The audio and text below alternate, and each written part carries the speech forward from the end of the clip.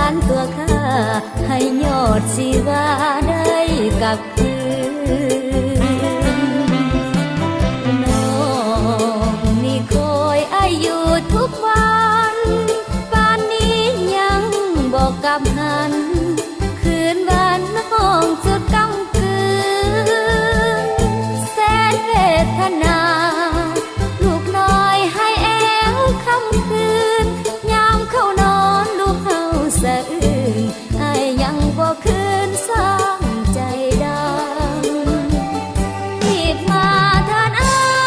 ยน้องขอห้องเป็นคำสุดท้ายยินแล้วจงเฝ้าหอนใจอย่าได้ปล่อยตัวทะลำเห็นใจน้องก่อนยามนอนสุดแสนละกำหากมีอ้ายเคียงคงยามค่ำน้องคงหายซ้ำโศกตรม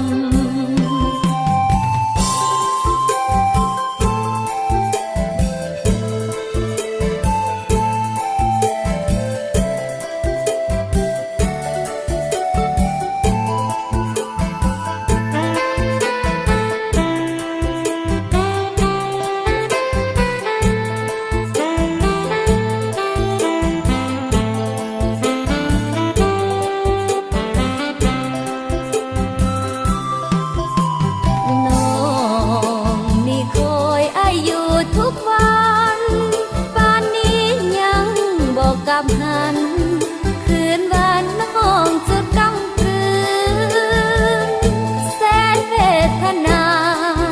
ลูกน้อยให้แอวคำคืนยามเข้านอนลูกเฮาสะอื้นอ้ายยังบ่คืนสร้างใจดังรีบมาเถิดอ้ายน้องขอห้องเป็นคำสุดท้ายยินแล้วจงเฝ้าหอนใจอย่าได้ปล่อยตัวทะลำเห็นใจน้องก่อนยามนอนสุดแสนละกำหากมีอ้ายเคียงคงยามค่ำน้องคงหาย